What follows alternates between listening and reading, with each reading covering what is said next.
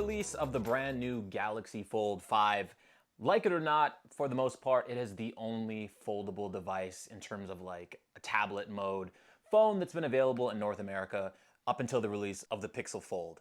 And with that, what that means is we really haven't had a lot of huge improvements with every generation. Now this is the 3 right here.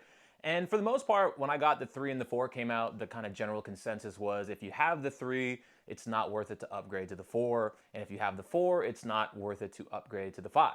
So now that there's a kind of a 2-year gap and definite time to make some big improvements, I want to compare both of these into things that matter, of course, because technically every year there are some iterations of things that they improve. Now, whether or not that means anything to the average user in the real world, this is what we're going to look at in this video. So without wasting any more time, let's hop into it and take a look and see if it's even worth upgrading to the Galaxy Fold 5 from the Fold 3.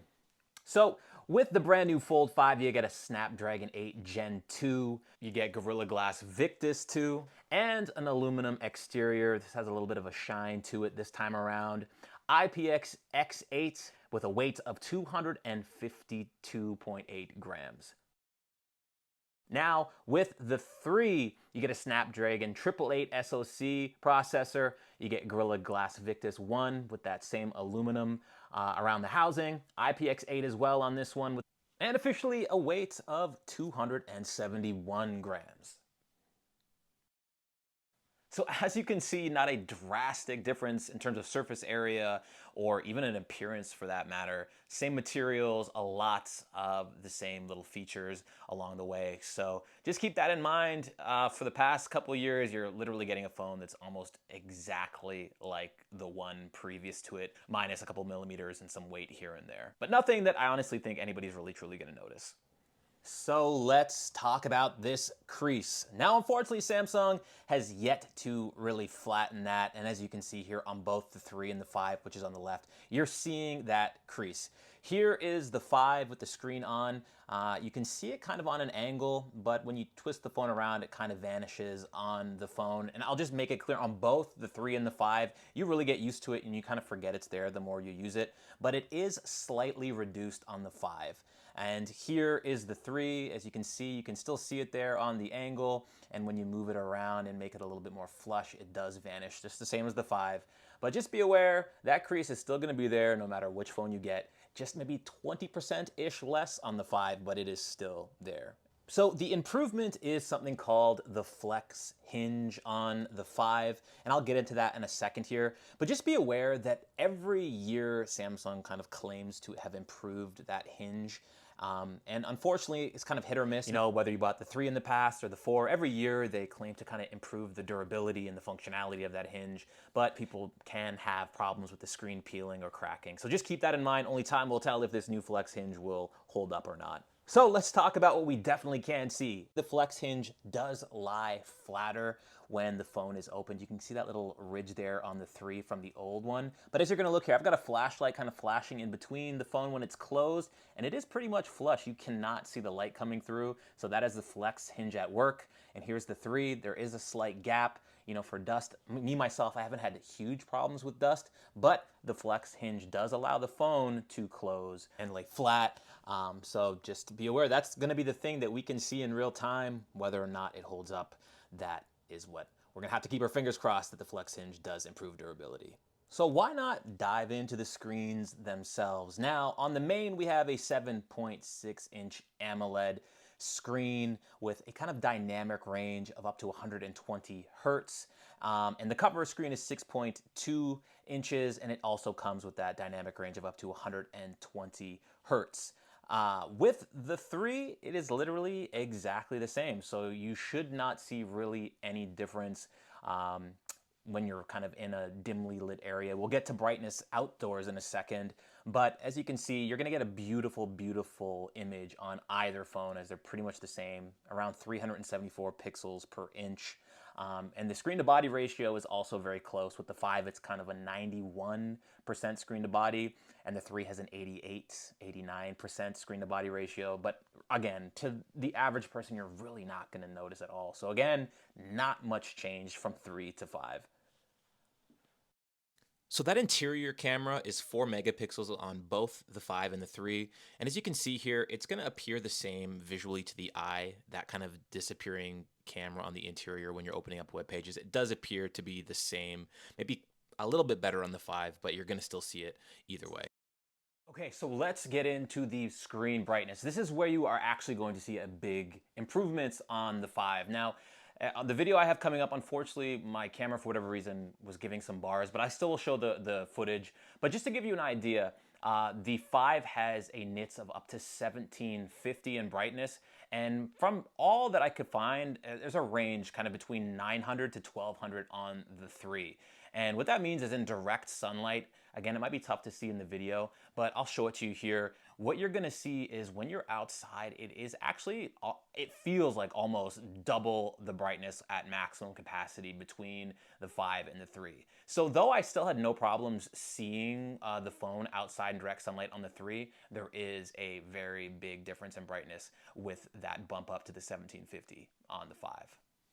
So I'm just gonna lay the actual camera stats out for everybody to see and let everybody know I'm not a photographer. I'm not gonna be able to break down the photos in terms of contrast and brightness and saturation, but what I'm gonna do is I'm gonna lay out all the photos here, the 5 on the right and the 3 on the left, and just allow you guys to kind of determine whether or not you can see a drastic difference in photo quality and if it would, make a difference for you to pay extra for the 5. Me, myself, I think the 3 actually did really, really good in terms of the way it reproduced photos. As you're gonna see here, I think it holds up really well.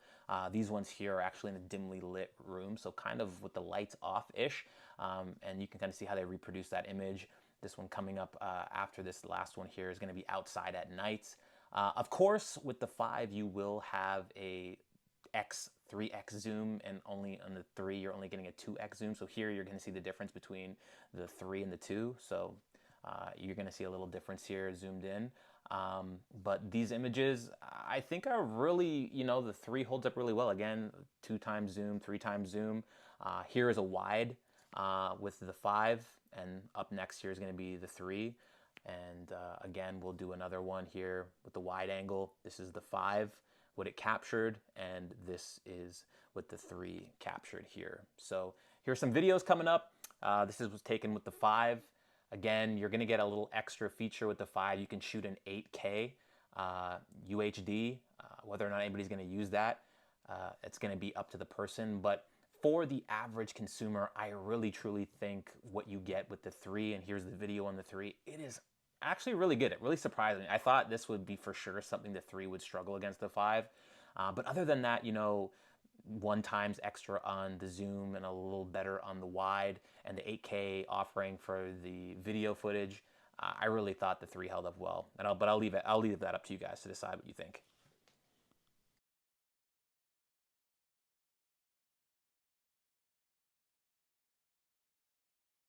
So as I was saying, like when you do fire up the phones, the cameras do come with some slight differences. Like on the 3 here, if you want to go shoot video, you're going to see those are your options at the top. I don't know if they pop up there very well. And then you get, like I said, the opportunity for 8K with the 5. And if you want to take some photos, again, you kind of get some slightly different magnifications, 3 times by 2 times, but they do both come with digital zoom. So realistically, again, I'll leave that up to people that are, really photo heavy, whether or not they thought the 3 did a good job or not. But I really do think for what this is going for these days, you're getting a really, really, really formidable camera. All right, now let's talk about the battery briefly. Again, a slight bump up, but only on the wireless aspect. You're getting a 15-watt wireless charging capability on the 5 and only 11 on the 3, but both 25-watt wired charging. Again, people's mileage may vary in the real world, but like statistically, not really anything to write home about. And to be honest, I don't think anything crazy that anybody's really gonna see or notice in their daily life. Same 4,400 milliamp battery. Again, with the new processor, technically, hopefully, you'll get some, more use out of the battery because it should be more efficient, etc. That's kind of what everybody always says to kind of warrant you to spend your money on a new device. But at the end of the day, I don't particularly think any of these batteries in either the 3 or the 5 is that great. I'm kind of running down near 20% every day. when I'm using it. So not really any heavy hitters. It's not going to compare to any like the iPhones or any crazy, champ battery phones out there. So nothing again that I would think would warrant anybody to spend a ton of money to get the 5 when it comes to battery. All right, so let's just do a little basic test here. We're going to open up Call of Duty Mobile. Of course, the Fold is on the left, the Fold 5 is on the left, the 3 is on the right, just to show you opening times and load times.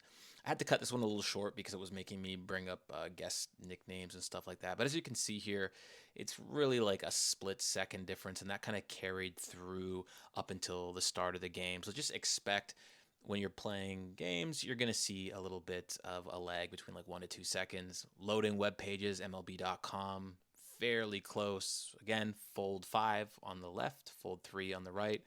As you're going to see when you're opening web pages with a lot of text and images, it's fairly even throughout. Real world, again, I am 100% sure the new processor is obviously going to be faster, more efficient, etc. But in the real world use, you're seeing, small, here the 3 went out for NBA.com. It loaded up the page first. I mean, that can mean a lot of things from cookies and what have you, but it's very minimal is what I'm trying to say. You're not going to see a ton of lag time opening up web pages, surfing the internet, loading videos, playing games. It's not going to be a huge wait trying to, open apps. I'll open up YouTube here. And again, you're going to see it opens up fairly even. We'll run some videos here. I did mess up here, so I'll let you see me mess up. I tried to hit the play on both. We'll let it go through just to show you that I am trying to do this as honest as possible. But I just want to show you, if you do get the 3, again, the 3 is on the right, the 5 is on the left. What you're going to see is a very, very close opening of all your apps, all your games, all your web pages, and, video. It's all very, very close. So there you have it. Again, I tried to hit points on the things that I think matter most to the average consumer out there, things that the average person is going to notice, not the little, technical spec bumps that they kind of point out to make people focus on. Things like the screen brightness I think is very important. I think that is definitely something that's a win. Possibly the closing flush, that gap. Again, I don't think the 3 was a huge problem in terms of attracting dust or dirt or anything that would scuff up the screen for me personally. But again, that is a definite improvement. Versatility is yet to be seen. Again, every year they kind of claim that the screen is more durable, but people tend to, hit or miss, people still tend to have issues with the screen, so that only time will tell what happens with the 5. Honestly, for me, myself, I think at the price point, you could probably snag a Fold 3, 4 right now. I don't know why you would really truly have to go for the 5. I mean, if you're a phone aficionado, of course, the latest, the greatest is always something cool to have. But I'm not a photographer, and again, I don't think if you're a photo type person, this is the type of phone you're gonna buy anyway. There's better phones out there, whether that's the iPhone, the S23 Ultra, even the Pixel. I just think there's better phone cameras out there. I just don't think this would be the phone you get anyway. This is a phone you're buying simply because of that folding feature, the fact that it could double as a tablet, and you're really not losing out on a ton of things other than these little technical spec bumps that they want to throw down on the piece of paper for you to buy the 5. So I'm just going to leave it at that. It's up to you. I hope I, brought forward some of the key points I think is important if you're going to be considering the 5. But honestly, for me, myself, I would suggest if you could find a great condition 3, or even if you could find one new, I would probably go for that, simply because you're not going to lose out on any experience by using the 3 and if you didn't have the 5. But either way, as always, thanks so much for watching, everybody. I hope this video was helpful to you on your buying journey.